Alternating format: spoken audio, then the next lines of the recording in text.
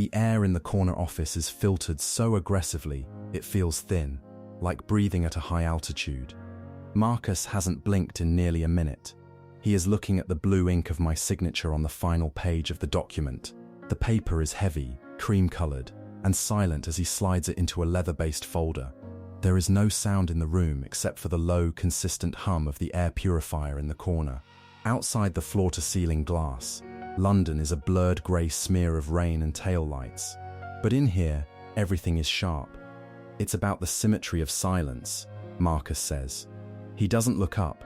He taps the folder twice with a manicured index finger. You've done the right thing. In our line of work, the only way to remain invisible is to ensure there is no mirror to reflect you. By signing this, you aren't just protecting the client. You're removing yourself from the equation entirely. You're becoming a ghost in the machine. It's the safest place to be when the wind starts to blow. I reach for my glass of water. The ice has melted, leaving a cold ring on the mahogany desk. I look at the empty space where the document used to be.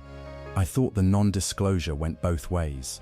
Marcus, the draft I saw last night mentioned mutual indemnification. Marcus finally looks up. His eyes are the color of a shallow sea. He offers a small, tight smile that doesn't disturb the skin around his mouth. The draft was a starting point, but for a man of your ambition, a mutual agreement is a cage. If the firm is bound to you, the firm is liable for you, and if we are liable, we have to supervise. This version, the one you just signed, grants you total autonomy. We don't know what you do, and you don't exist to us. That is the purest form of protection there is. It's not a lack of support, it's a lack of evidence. The leather folder clicks shut. It is the sound of a door being barred from the outside. The walk from the desk to the door feels longer than it did 10 minutes ago. My shoes make no sound on the deep pile of the carpet. Marcus has already turned back to his monitor, the blue light washing over his face, making him look like a statue carved from ice. He hasn't told me to leave, but the air in the room has shifted. It no longer feels like oxygen. It feels like a vacuum. I pause at the door, my hand hovering over the brushed steel handle. The metal is cold, a stark contrast to the climate-controlled warmth of the office. I can hear the faint, rhythmic ticking of a clock somewhere behind the bookshelves. It is steady and indifferent. Marcus, I say, my voice is level. I am rationalizing the pressure in my chest. I am a professional. I am a man who understands the value of a clean exit. If the client's offshore accounts are flagged, this document stays in this room, right? Marcus doesn't look away from his screen. The clicking of his mouse is the only response for 3 full seconds. The document stays where it belongs, he says, within the architecture of the firm's protected interest. You're overthinking the mechanics. You should be focused on the transition. The accounts are your responsibility now. That was the deal. The discretion insurance only works if the insurer is beyond reproach. I turn the handle. It moves with a heavy mechanical resistance. I realize then that I didn't see him sign his side of the paper. I didn't see any signature other than my own. The realization isn't a shock. It's a slow, cold realization, like water seeping through a leather sole. We'll speak on Monday, Marcus adds. His tone is dismissive, the way one speaks to a courier who has already delivered the package. Make sure the ledger is reconciled by then. We wouldn't want any loose threads. I step out into the hallway. The door closes behind me with a soft, airtight seal.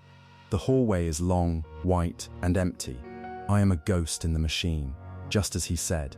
But ghosts don't have lawyers, and they don't have exits. They only have the spaces they are allowed to haunt. I walk toward the elevators. My reflection in the polished marble walls is distorted, a stretched and faceless shape. I reach into my pocket and feel the small, hard shape of the encrypted drive they gave me. It feels like a weight. It feels like a tether. The elevator arrives with a soft chime. The doors slide open, revealing a small mirrored box. I step inside. I am alone. I press the button for the ground floor, but the lift doesn't move. I press it again. Nothing. Then the speaker in the ceiling crackles. It's not Marcus. It's the voice of a woman I don't recognize. Calm, efficient. There seems to be a discrepancy in your exit clearance. The voice says, "Please remain in the car while we verify the Annex B signature." It will only take a moment. The doors don't close. They stay open. An invitation to a hallway that I no longer have the right to walk. I look at the camera in the corner of the lift. The small red light is a steady, unblinking eye. I realize now that the mutual part of the agreement was never about the protection. It was about the surveillance. I stand in the center of the mirrored box, my heart rate steady, my breathing controlled. I am a professional. I am making a reasonable deal. I am waiting for the verification. The air purifier in the hallway is humming. It is the only sound in the world. The wait is not a delay. It is a demonstration. I stand in the mirrored car, watching the red light of the camera. I can see myself from 3 different angles: the back of my head, the profile of my jaw, the way my hand is still shoved deep into my pocket. Clutching the drive, I look like a man in a brochure for a high-end security firm. I look like a man who is exactly where he is supposed to be. The voice returns. It is even softer now, almost intimate. "Thank you for your patience," the voice says. The signature has been verified. However, there is a small clerical error in the digital upload. We need you to step back into the office to provide a thumbprint biometric for the Annex B waiver. Marcus has already left for the evening, but the security team is authorized to facilitate the scan. The elevator's doors begin to close, but they stop halfway, hovering in a state of permanent hesitation. I don't move. I know the layout of the office. The security team isn't on this floor. They are in the basement, behind 3 layers of reinforced steel. If they are coming up, they aren't coming to scan a thumbprint. They are coming to finalize the removal of the ghost. I look at the gap between the doors. It's only a few inches wide. Beyond it, the hallway is a white throat, waiting to swallow. "I'll wait here," I say to the camera. My voice is a masterpiece of calm. "I'll wait for Marcus to return on Monday. We can handle the biometrics then." There is a long silence. The air in the lift feels stagnant now, the filtration system having cut out the moment the doors malfunctioned. I can smell the faint metallic scent of the elevator cables. I can smell the sweat on my own palms. "That won't be possible," the voice says. "The client requires the annex to be finalized before the midnight markets open in Hong Kong. Without the biometric, the NDA is technically incomplete, and if it's incomplete, the firm cannot guarantee the invisibility we discussed. The logic is perfect. It is a closed loop. If I don't go back, I am exposed. If I do go back, I am documented. Either way, the mutual silence is gone. There is only my silence and their record of it." I step out of the lift. The hallway feels colder now. The lights have dimmed to a power-saving mode, casting long skeletal shadows across the carpet. I walk back toward Marcus's office. The door is slightly ajar. A single lamp is burning on the desk, casting a pool of amber light over the leather folder. I enter the room. The air purifier is silent. The room smells of nothing at all. I walk to the desk. The folder is open. Beside it sits a small black glass plate, the biometric scanner. It is waiting. I look at the document again. Now that Marcus isn't here to block my view, I see the footer on the last page. It's in a font so small, it looks like a decorative line. Tenant assumes all penal liability for the managed assets. I am the tenant. The assets are the offshore accounts. The managed accounts are the crimes. I hear footsteps in the hallway. They are heavy, deliberate, and there are more than 2 of them. They aren't running. They don't have to run. The floor is 30 stories up, and the windows don't open. I place my thumb on the glass plate. The light underneath turns green. The door to the office clicks shut behind me. It isn't a soft seal this time. It is a deadbolt. I sit in Marcus's chair. The leather is still warm from his body. I pull the folder toward me and wait for the men in the hallway to arrive. I am a professional. I have minimized the risk. I have protected the client. The red light on the desk phone begins to blink. I pick up the receiver. "Welcome to the firm," Marcus's voice says. It's coming from a recording. It's a shame we couldn't make it mutual, but someone has to be the one holding the pen when the music stops. I hang up the phone. The footsteps have stopped outside the door. I look at my thumb. There is a small glowing green residue from the scanner. It looks like a brand. The door handle turns. The light from the biometric scanner fades from green to a dull, stagnant grey. leaving the room in the bruised purple light of the London dusk. The footsteps outside the door have stopped. There is no shouting, no pounding on the glass, just the heavy, pressurized silence of the HVAC system and the soft thrum of the men waiting on the other side. They aren't there to break the door down. They are there to wait for the physics of the situation to settle. I look at the mahogany desk. My thumbprint is now part of the building's permanent record. I am no longer a guest. I am an entry in a ledger. I pick up the leather folder, the one Marcus left behind, and open it. Inside, there is a single sheet of paper that wasn't there before. It isn't a contract, it's a schedule. The first entry is for 11:45 p.m. Transfer authorization, Cayman Primary. The phone on the desk pings. A short, sharp digital chirp that feels like a needle under the skin. A text message appears on the screen.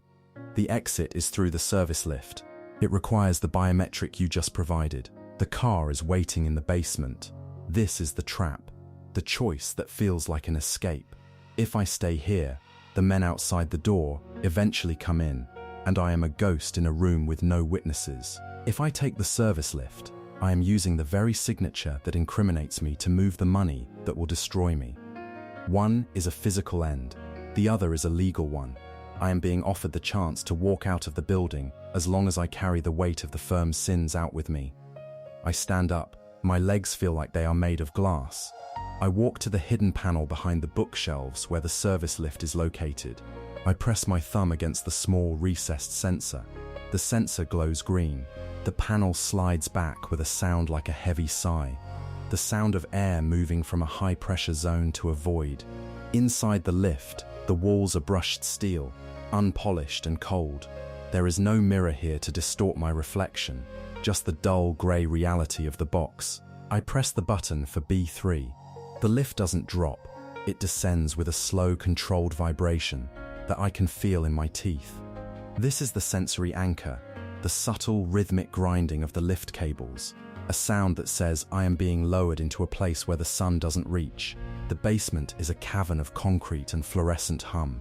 A black sedan is idling 20 feet from the lift doors, its exhaust curling around the pillars like a blind animal. The driver is invisible behind the tint. I walk toward the car. The garage is empty, a vast echoing chamber of grey. My footsteps are the only sound, a series of sharp, lonely reports against the concrete. I reach the car, and the rear door clicks open. I look back at the service lift. The doors have already closed. The light above the lift has gone dark. The only exit is the car, and the only path is the one the firm has paved. I get into the back seat. The interior smells of new leather and ozone, the same filtered air from Marcus's office.